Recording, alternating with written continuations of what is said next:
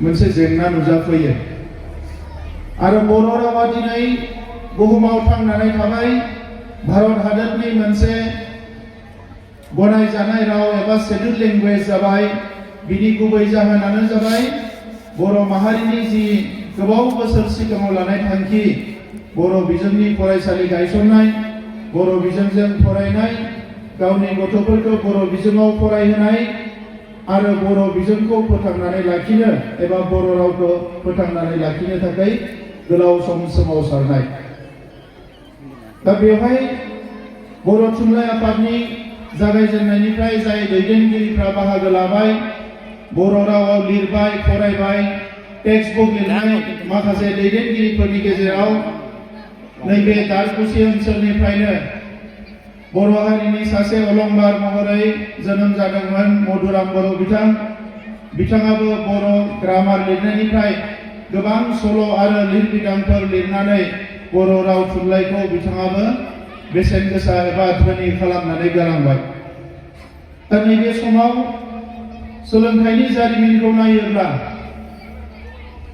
सुबुं माहारिया मोनसे समाव हाग्राबारियाव रायजो जायोमोन, नमेडिक्स होननानै बुङो बेखौ। बै समनिफ्राय जागायनानै 3500 बोसोर सिगांनिफ्राय जागायनानै आथिखालसिम सोलोंथाइया बेसेबांबा बोसोर जाबाय। बै समाव सोलोंथाइखौ फरायसालियाव फोरोंनाय जायामोन, गुबुन गुबुन जायगायाव धोरोमनि फसंथानफ्राव एबा गुबुन गुबुन जायगायाव फोरोङोमोन।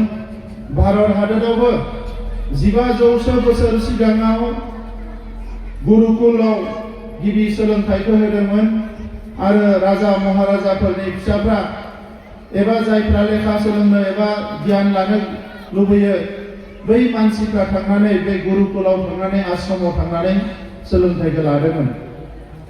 ब्रिटिशफ्रा भारताव फैनाय लोगो लोगोनो जोंनियाव सोलोंथाइया स्कुलनि सोलोंथाइया जागायदोंमोन, फर्मेल इडुकेसना जागायदोंमोन। नाथाय बै समाव मिशनारिसफ्रा इंलिश बिजोंजोंसो बिथांमोना फोरोंजेनदोंमोन। बे इंलिश बिजोंनि उनाव लासैनो बांला बिजों, असमिया बिजों, बिनिफ्राय फैनानै जोंहा दिनै बर' बिजोंनि फरायसालिफ्राव जों फरायनो मोनदों। बिजोंखौ लानानै गोबाव सम बर' हारिया सोमावसारनो गोनां जादों आरो मुंख्लंबो जानो गोनां जादों। नाथाय भारत हादराव आं बावैसो नुनो मोनदों थांनाय 100 बोसोराव 60सो रावा भारत हादरनिफ्रायनो गोमालांबाय। मुलुगाव सप्ता मोननैयाव मोनसे रावा मुलुगनिफ्राय गोमोरलाङो, सप्ता मोननैयाव मोनसे राव गोमोरलाङो। भारत हादराव बिजिरनानै नायनाय बादिब्ला दाबो 780 राव दङ। बे 780 रावफोरनि गेजेराव माखासे रावफ्रा थैहां जानानै दङ। आसामावबो माखासे राव दङ जायफोर थैहां जानानै दङ, नाथाय बर' रावा बे फारिलाइयाव गैया। दा बिनि थाखायनो दिनै मोनसे हारिनि बयनिख्रुइबो गोनांसिन जि आयदा, मावनांगौ आयदा एबा जोङो बयनिख्रुइबो बांसिन गोसो होनांगौ आयदायानो जाबाय राव। रावखौ जोङो जेरैखि जाया फोथांना लाखिनांगोन। बेनो जोंनि सिनायथि, बेनो जोंनि हारिया इयुनाव थांना थानायनि राहा लामा। दा दिनैनि समाव जोङो सोलोंथाइनि बाथ्रा सावरायोबा आथिखालाव सोलोंथाइया जोबोद चेलेन्जिं जानानै फैदों। बादायनायनिफ्राय आरोबाव गोख्रों बादायनांगौ जानानै फैदों। नाथाय गुबुन फारसेथिं नायोब्ला सोलोंथाइया बयनिबो थाखाय एक्सेसिबल जाबाय। जोङो फरायसालियावबो सोलोंनो हायो, इन्टारनेटआवबो सोलोंनो हायो, जेरै गोसो एरै दिनै जोङो सोलोंथाइखौ लानो हायो। आगोलाव बेबायदि सुबिदाफ्रा गैयामोन। जोङो ओरैबायदि मोनसे मुगायाव जोनोम जादों जेराव जोङो गावनि ओनसोलनिल' नङा, गावनि रायजोनिल' नङा, गावनि हादोरनिल' नङा, दिनै 1 सेकेन्डआव 2 सेकेन्डआवनो 1 मिनिटआवनो सारा मुलुगनि बाथ्राफोरखौ जोङो मिथिनो हानाय जाबाय। जों उन्दैब्ला मबाइल गैयामोन, जों उन्दै समाव टेलिभिजन गैयामोन, बै समाव प्रिन्ट मिडियाफ्राबो बारा गैयामोन। जोंनि इनफरमेसन जि एक्सेस, जोङो खौरांफोरखौ जोङो मोननो हायामोन। नाथाय दिनै मुलुगाव गोनोखोआ आरो लोगोसे टेक्न'लजिया ओरैबायदि दावखोबोबाय, जोंनि समावनो दिनै AI जाफैबाय, आर्टिफिशियेल इन्टेलिजेन्स। एसे आगोलाव दसे उनाव जोंहा प्रफेसर बिथाङा जोबोद मोजाङै नोंथांमोननो फोरमायगोन। दा नैबे समाव जोंनि बिबाना मा? जोङो फरायसाफोरखौ टेक्स्ट बुकनि लेखाखौ फोरोंनायजों लोगोसे बिनो जिउनि स्किलखौ होनांसिगोन, लाइफ स्किल आदबफोरखौ। जोङो टेक्स्ट बुक फरायनानै साइन्स फराय, आर्ट्स फराय, कमार्स फराय, जि फराया मानो जोङो डिग्रीखौ लानो हागोन आरो डिग्री लानाय लोगो लोगो साख्रि मावनो थाखाय एलिजिबल जागोन। नाथाय एट द सेम टाइम जोंनो माखासे स्किल नांगोन थांनानै थानो थाखाय। आरो बै थांनानै थानायनि स्किल, जि स्किलफोरखौ जोंनो नांगौ आथिखालनि मुगायाव, बिनि थाखाय सोलोंथाइया एसे जेथो गोनां जाबाय। दा सासे सुबुङा नैबे समाव मोनसेल' खामानि सोलोङोब्ला बे लाइफआव, बे जिउआव हयथ' थांनानै थानायाव गोब्राब जागोन। सासे मानसियानो गोबां खामानि सोलोंनो गोनां जादों आथिखाल मुगायाव। मानोना बयबो गोरों जाबाय, लासै लासैनो बयबो सोलोंनो हमबाय। दा बेवहाय जोंबो गोरों जाफालांनांगोन। दिनैनिफ्राय 20 बोसोर सिगाङाव लेखा गारनाय मानसिफ्रा 15 बोसोर सिगाङाव जायफोर लेखा फरायनो गारबाय, 30 बोसोर सिगाङाव, 25 बोसोर सिगाङाव जायफोर लेखा फरायनो गारबाय, बै सुबुंफ्रा दिनै टेक्न'लजिखौ सोलोंफिननो गोनां जादों।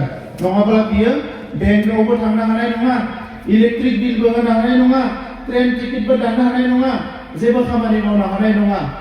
जायफ्रा दिनै लेखाजों एबा सोलोंथाइजों अराय सम लोब्बा लानानै दङ, बिसोरसो आपडेट जाबाय थागोन आरो दानि मुलुगाव थांनानै थानो हागोन।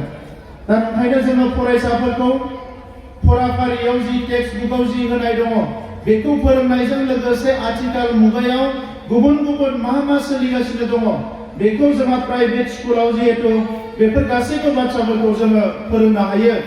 कारिकुलामा गभर्नमेन्ट स्कुलाव जेरै दङ, प्राइभेट स्कुलाव एसे जोङो फ्लेक्सिबल बानायनानै लानो हायो। गभर्नमेन्ट स्कुलाव माखासे रेडिमेड सिलेबास जि थाखानाय, बेखौ फोरोंनाया जोंनि थाखाय बारा मेटार नंला। दा बेखौ लानानै जों जेबो साननांगौ गैया। नाथाय लेंगुवेज लार्निंनि बाथ्रा फैयोबा, राव सोलोंनायनि, बर' रावजों लोगोसे जोङो दखान पहार सोलिनो थाखाय असमिया रावखौ जोङो रायनो रोंखायो, फरायलायनाङा। बेजों लोगोसे हिन्दी आरो इंलिशआ जोंनि थाखाय गोनां जाबाय। दा ओंखायनो प्राइभेट स्कुलाव जोङो जिहेतु फरायो, एसे लेंगुवेज सर्साखौबो खालामनांगौ आरो लासै लासैनो फरेन लेंगुवेजनिबो गोनांथि जाफैसिगोन। जे फरेन लेंगुवेज गोरोंफ्रा बाहेरायाव साख्रि मोनो। सोरबा रासियान लेंगुवेज गोरोङा रासियाव साख्रि मोनो, सोरबा डाच लेंगुवेज गोरोंफ्रा इउर'पआव साख्रि मोनो। गुबुन लेंगुवेजफोर, मान्डारियान चाइनानि सोलोङोबा बबेबा चाइनायाव नङाब्लाबो चाइनानि माखासे बेफार फालांगि सोलिग्रा हादोरफ्राव जायगा मोनो। बेबायदि गुबुन रावफोरखौबो जोङो सोलोंनो हायो। दा गुबैयै जोंहा आलासि दङ, फुंखा सुबुं, बिथाङा सोलोंथाइजों जड़ित। आङो बेखौनो खावलायनो सानदों जे थांनाय 25 बोसोर जोंहा फुंबिलि फरायसालिखौ जाय बिथांमोना जोबोद खस्थ' खालामनानै सालायबोदों, फरायसाफोरनो मोजां गियान होबाय।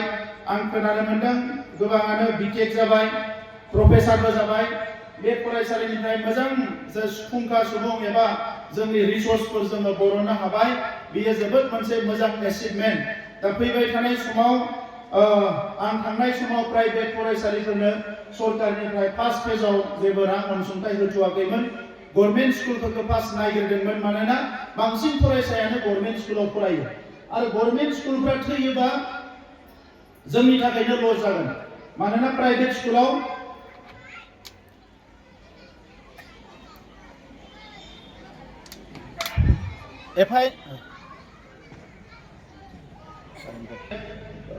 गभर्नमेन्ट स्कुलाव माने गोरिब गुन्द्रा बयनिबो गथ'फ्राबो फरायो। दा ओंखायनो बे फरायसालिफोरखौ फोथांना दोननांगौनि थाखाय माखासे गोसोखौ माने बर' बिजोङानो जा बा गुबुन बिजोङानो जा गभर्नमेन्ट स्कुलफोरखौ गोसो होदोंमोन। दा नैबे फरायसालियाव आङो नाजादोंमोन, नाथाय जेरैबायदि नांगौ ओरैबायदि मदद खालामनो हायाखै। आं मिजिंथिदों फैबाय थानाय समाव बे फरायसालिखौ जिबायदि गोथार गोसो लानानै जोंहा मेनेजमेन्ट कमिटिया सामलायबाय थादों, फोरोंगिरिफ्रा फोरोंबाय थादों, बिमा बिफायाबो गावनि गथ'फोरखौ मोजाङैनो फोरोंनो हरदों आरो फरायसाफ्राबो मोजाङैनो फरायदों। दा ओंखायनो जिखिनि हायो उननि समाव आङो जड़ित जानानै बेवहाय मदद होलांनो नाजागोन आरो फैबाय थानाय समाव बे फरायसालिनि सोरगिदिं मोजांनि थाखाय आङो गाहाम हास्थायनानै अबंलावरिनि आरज गाबनानै आंनि बुंनायखौ बेवहायनो फोजोबनो सानबाय। आं फरायसाफोरखौ खावलायदों, बयबो गोसो होनानै फराय, गुबुन जिनिसफोरखौ बारा गोसो होनो नाङा।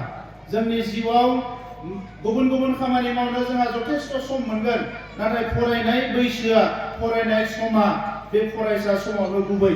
बे समावनो गावनि जिउखौ दानानै लाखानांगोन। साख्रि बाख्रिया मोजां फरायोबा आंखाल गैया मोजां फरायाबासो साख्रि बाख्रिफ्रा मोननो थाङा आरो आजिखालि गभर्नमेन्ट जब नङा प्राइभेट जबाव बिराद मेला साख्रि ओंखारो मुलुगनाङैनो खालि जोङो फरायनायावल' मोजां जानांगोन बेखौनो खावलायनानै आंनि बुंनायखौ फोजोबबाय गोजोन्थों।